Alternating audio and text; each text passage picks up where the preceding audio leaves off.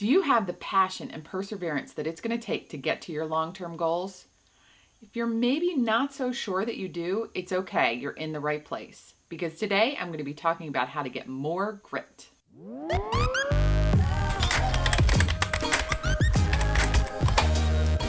Hey everybody, and welcome back to my channel where you are what matters. Today we're going to be talking about what it takes to keep going. The idea of being able to keep moving forward and make progress even in the face of hardship has become known as grit. In this video, I'm going to be giving you some tools that you can use to help you cultivate your grit, which really just means to help you keep going even when things get tough. Make sure that you stay to the end of today's video because I'm going to be giving you an exercise that you can do in the short term that will help you improve your long-term staying power. And if you're new around here and you want to increase your motivation, boost your productivity, and reduce your overall stress, get started now by going down and hitting the subscribe button below. Let me be clear though, when I talk about sticking with something, I'm not talking about staying with something just to say that you stayed with it. The point of grit is not to grind yourself into the ground or get burned out just so that you can say that you completed something or that you achieved some goal that you weren't actually that invested in. Grit is really just about sticking to the parts where things get hard, but you still are really invested in the overall long-term goal. Sometimes this means backtracking a little bit from the goal in order to figure out what you're really trying to achieve overall. A good example of this for me is running. I used to be super duper into running. I ran 5 to 6 days a week. I got magazines. I ran races. I was on forums. Yes, forums. It was a really long time ago. The first warning sign that I was too gritty in terms of what I was doing was that I felt compelled to run all of the long runs up to my race. And even when I wasn't really feeling up to it, I pushed so hard that I gave myself an injury. This is a good example of the wrong type of grit. I put in the effort to go back to running because I saw myself as a runner. And to me, my whole long-term goal was to run for forever, I guess. I'm not exactly sure. I was just really attached to the idea of running. This is exactly what I'm talking about when I talk about the wrong kind of grit. This is the kind of grit that will send you into burnout, it will stress you out, it will make you miserable. It's really the kind of thing that borders more on obsession than it does about a healthy perspective about what you're trying to achieve. What I really had to do was, instead of making my long-term goal to run, was to back up and say, why am I running? I'm not running just to run. I'm running because I want a fit and healthy body in the long term. If I'm running and I'm miserable and it's taking a serious toll on my body, then this is not actually serving that long-term goal. So what would be the point of sticking with that?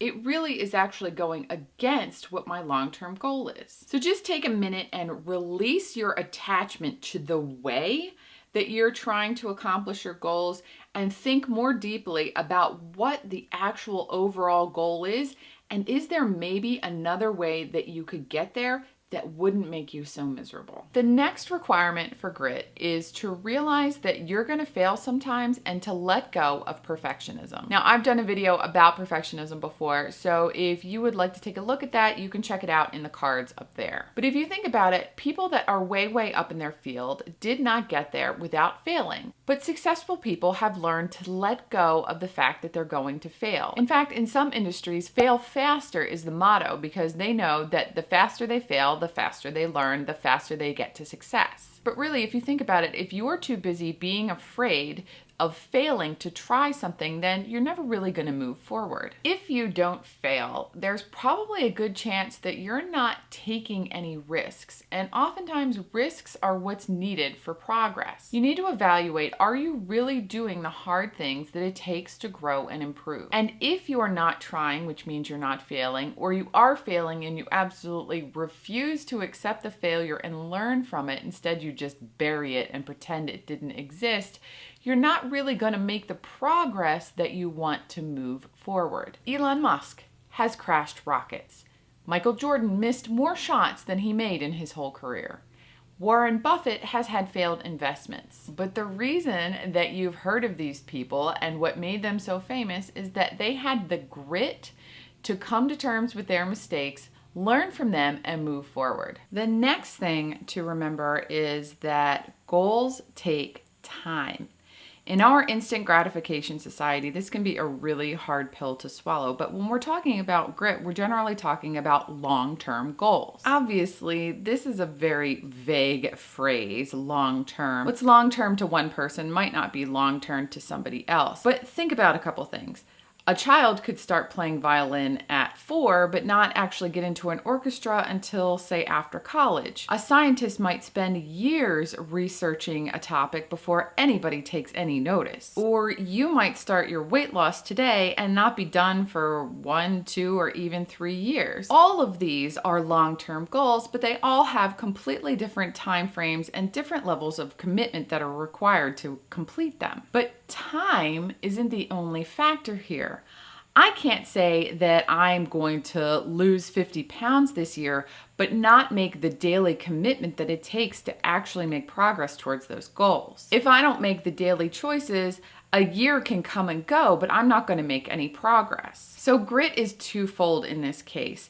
First, you're going to need the grit to come to terms with the fact that the long-term goal isn't going to happen tomorrow or the next day or the next day, but that you are going to have to make the choices that head you in that direction tomorrow and the next day and the next day if you want to make it to your end goal. Okay guys, now for an exercise. One of the things that Angela Duckworth, the researcher that literally wrote the book on grit and also has a TED Talk about it, so go ahead down and check out the show notes and I will have a link to the TED Talk and her book so you can check those out. But one of the things that she makes abundantly clear is that focused practice is one of the most important things to develop grit. It's not enough to go through the motions if you want to achieve big things. You've really got to put thoughtful action towards those goals, and really this is the way that you're going to maximize your time. So this exercise is meant to teach you focused practice on a small scale so that you can scale this up towards your bigger goals. Okay, the first step is to start with a small goal. We're talking about something super simple here. Clear, actionable, and positive. Maybe it's as simple as making your lunch every day or working out every weekday. Just remember, we're not quitting anything here. We're trying to start something new and positive. The next step is to look at all the little things that it's going to take for you to achieve your goal.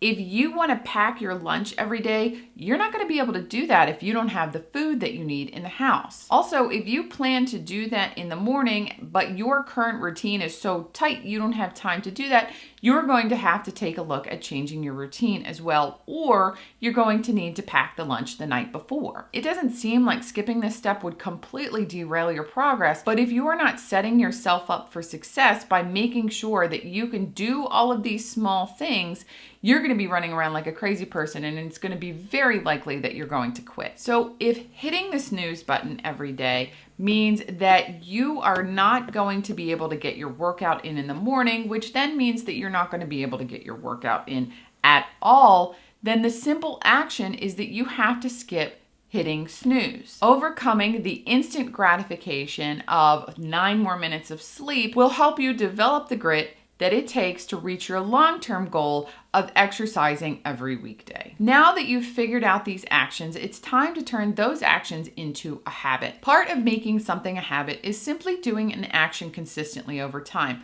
But there are 2 other pieces of the habit cycle. These 2 other pieces are the trigger, which starts the action, and the reward, which is what you get at the end. If you want to know more about the whole habit cycle, then go ahead down and look in the description box, and I will have an article that I wrote about habits that completely breaks this down for you. So in our workout example, your alarm will go off and you'll wake up and you might see workout clothes that you laid out in the night before, and that can be your trigger to get up, get the clothes on, and start the routine that is the action. Then you go and work out, which is the action of the habit, and then you need a reward. This reward should come as soon as possible when you are done doing the action of your habit. Personally, I work out, and then as soon as I'm done, I have a tasty post-workout shake.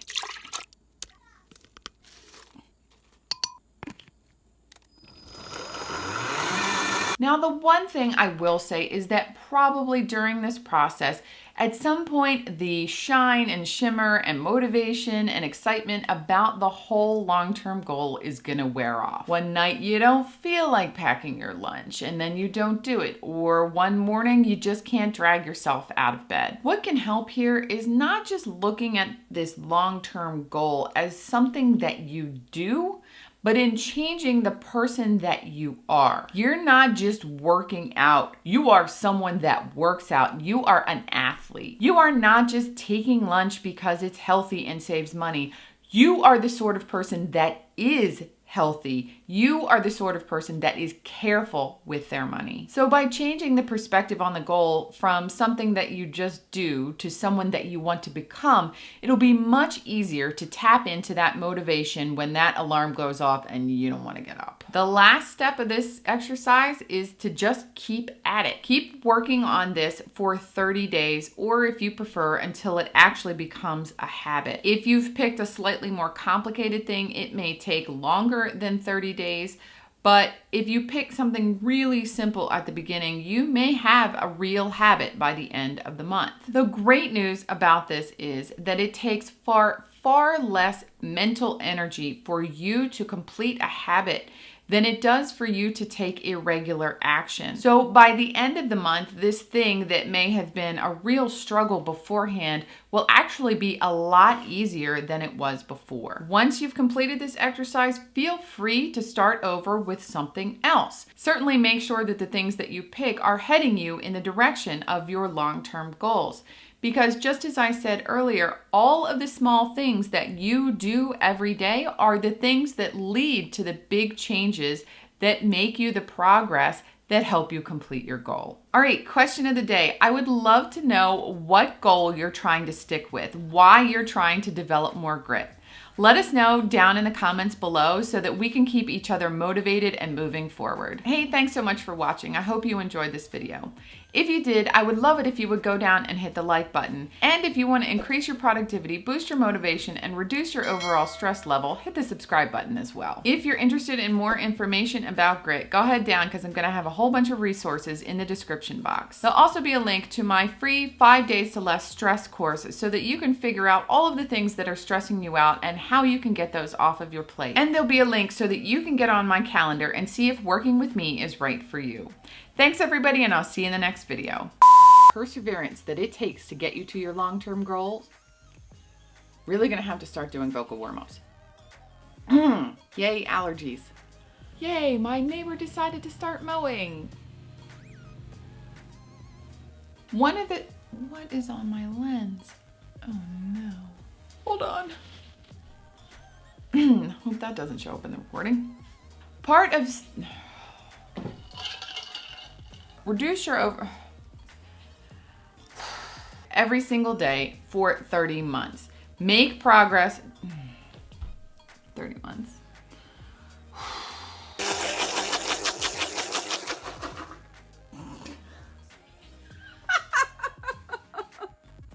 Do not try this at home.